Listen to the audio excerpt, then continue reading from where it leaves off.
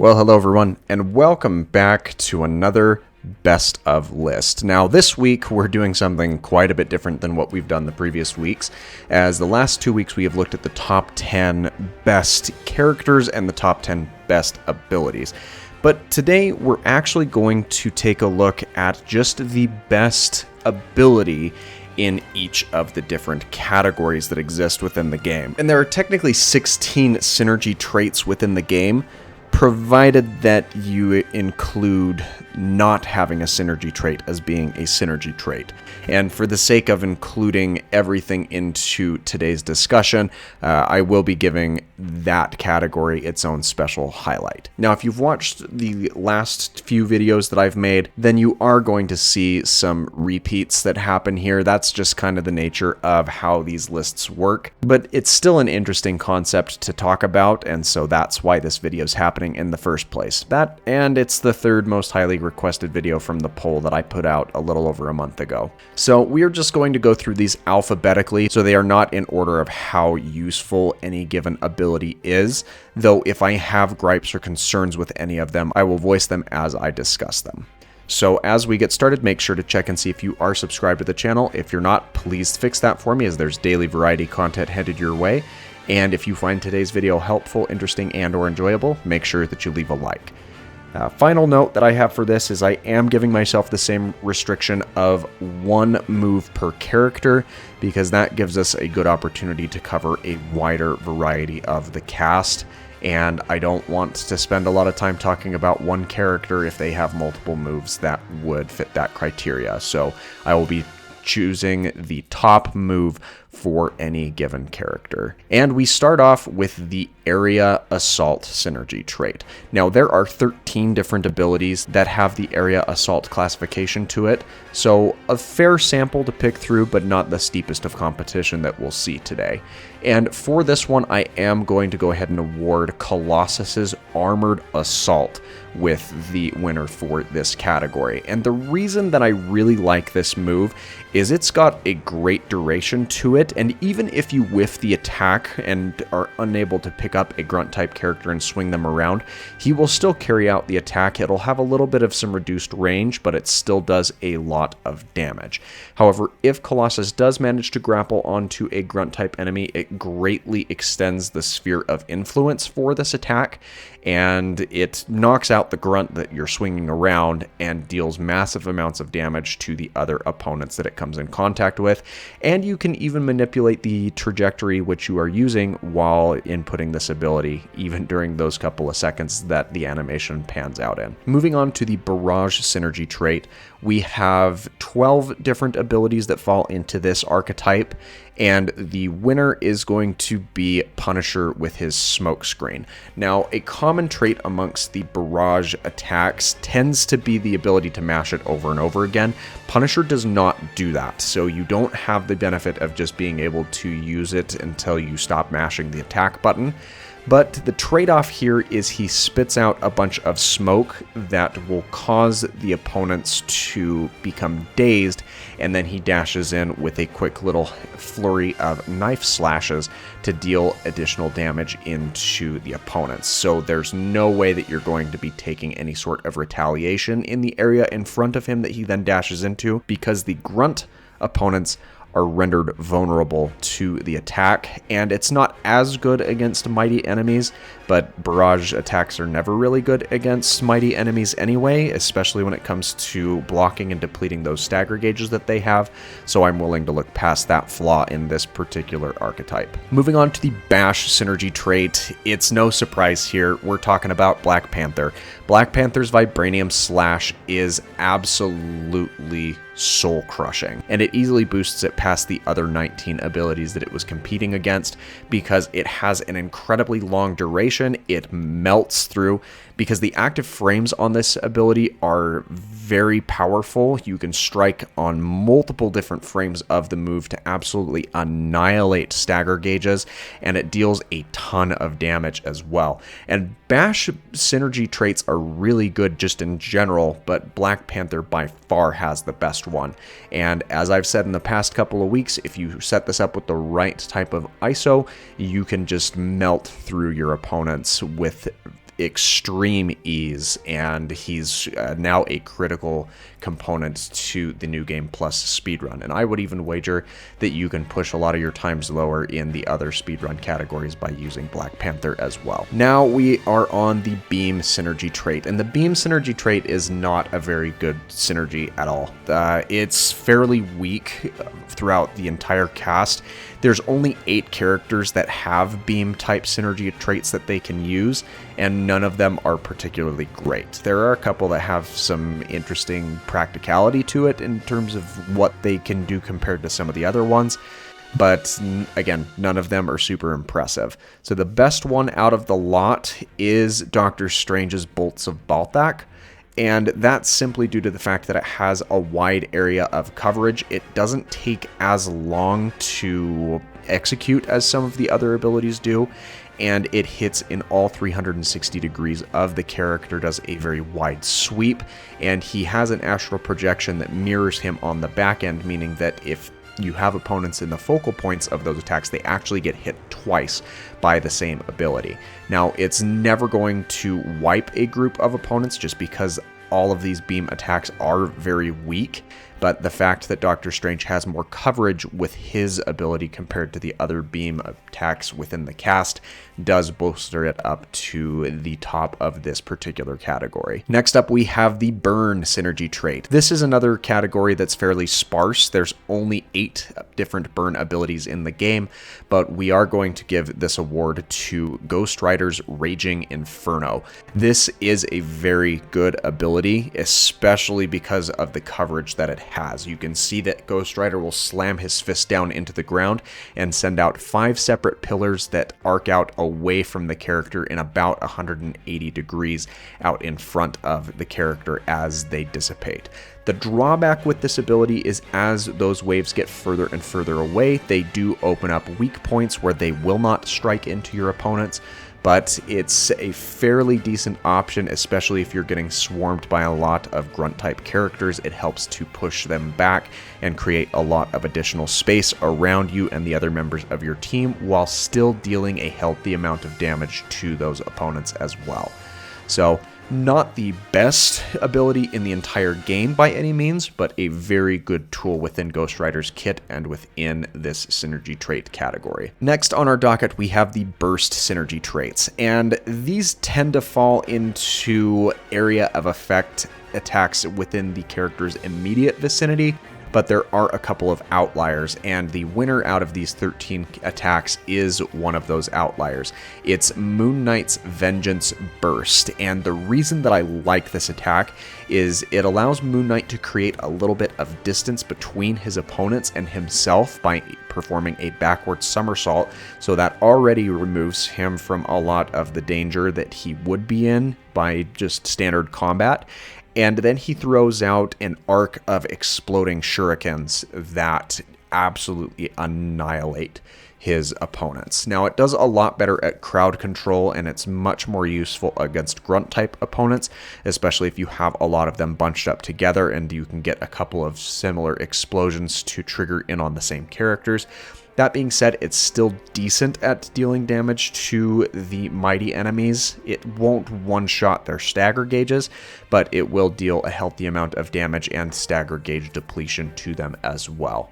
So, a really nice tool within Moon Knight's kit, and I just like the utility of this particular ability compared to the rest of the burst abilities in the cast. Next up, we have the Charge synergy trait, and this is one of the most saturated categories within the cast of characters. There are 25 different abilities that have the Charge attribute applied to it.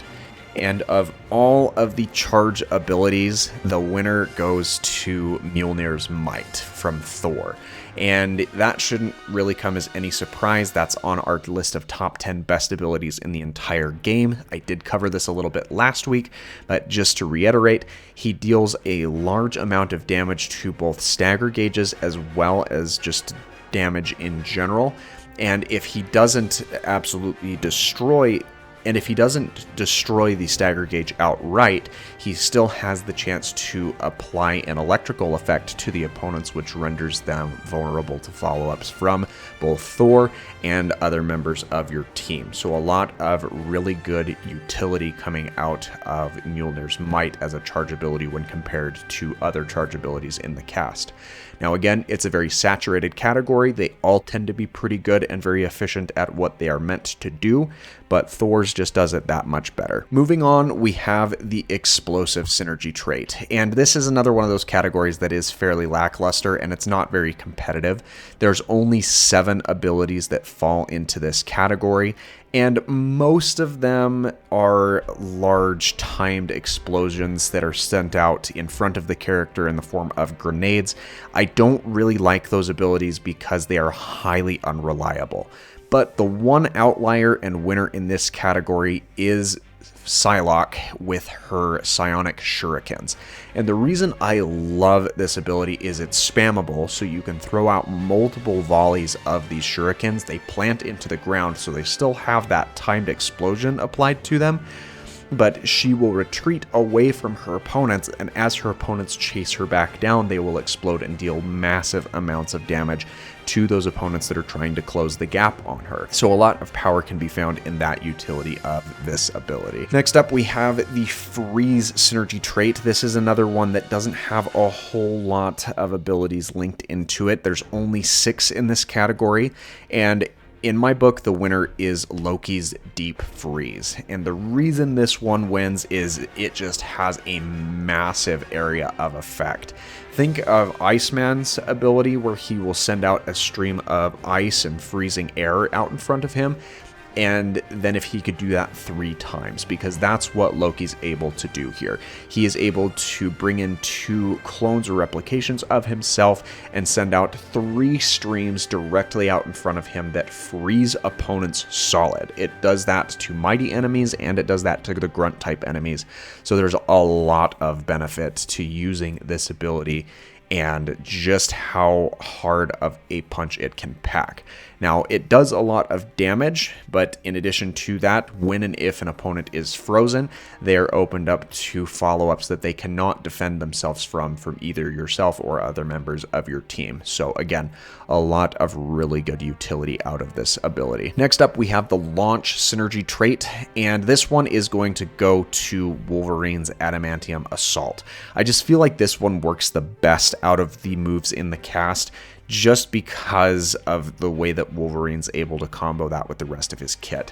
He can uppercut into his opponents with the ability itself, and then he can trigger a falling aerial coming down out of the ability as well. Now, there's a lot of really good launch abilities in here, and not all of them will lift the character up off of the ground, but that is a fairly common trait within the cast, is being able to chain a falling aerial after the ability. But Wolverine just tends to do it the best, and I see the best rewards from Wolverine's kit as compared to the other characters that have launch type abilities in their kit. Next up, we have the category that isn't a category. We have the non-category, and there are 29 moves in the game among the entire cast that don't have any sort of synergy applied to them. And of all of those, it's pretty straightforward that the winner is Thanos Infinite's Soul Siphon. This just has a huge capacity for crowd control. It draws all of the opponents that you're combating against into one centralized location, and you can just wail on them at that point, and it really helps to speed up some of the more drawn out combat sections. You do have to charge it up to its full potency in order for it to activate the gravity pull, but once you've done that, it's curtains for basically everyone else in the group, because it's just that efficient at localizing the opponents. And as an added bonus, you refill your health and your energy points on Thanos Infinite, so you can just cycle the rest of your attacks and not worry about being KO'd, though that's never really an issue for Thanos Infinite anyway. Getting back into the actual ability traits, we next have the Rapid Fire. And as a general rule, this is a fairly weak category. Most of them involve the character having some sort of projectile or firearm that they will pull out and then just fire off a volley of shots that you can manipulate. but most of them are fairly weak and not worth talking about, not really worth using.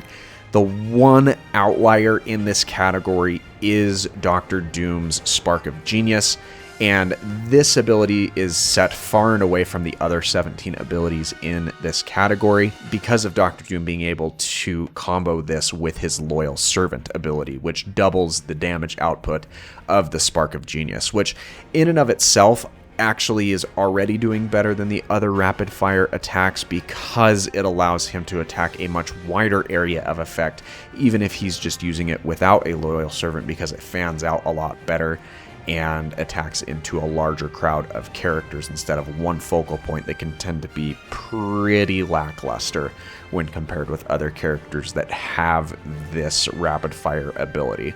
So Dr. Doom really just shines above the remainder of the cast in this category. Next up, we have the Safeguard Synergy trait. This is the driest category of all of the synergy abilities because there's only 4 characters that have a Safeguard ability, and they all basically do the same thing. A couple of them have some unique perks. Black Panther's allows him to release some energy, and Colossus is somewhat mobile while using his. But I've already talked about abilities that work well for those 2 characters, so the next best one, and it's still a fairly good ability in itself, is Captain America's Absolute Defense. He eats up a lot of space with his shield as he uses this, which provides cover to characters immediately behind him as well. Now, I'm using footage that shows that you can use this ability to negate the Panther laser cannon, which is a utility that you can use for this ability for sure. The problem with it is that it doesn't protect the rest of the team in the same way, but they don't really do a whole lot in this particular section anyway, unless you're being used by the character that you're actively controlling. So it's worth noting that there are abilities that are probably a little better than this, but in sake of remaining consistent and keeping up with the rules that I have set for the way I'm doing this video, Captain America's Absolute Defense is the winner in this category. Next up, we have the Shock Synergy trait, and this one has a few more contenders, but not by a whole lot. It has 8 different abilities in its category, and the winner goes to Miles Morales' High Voltage Lines.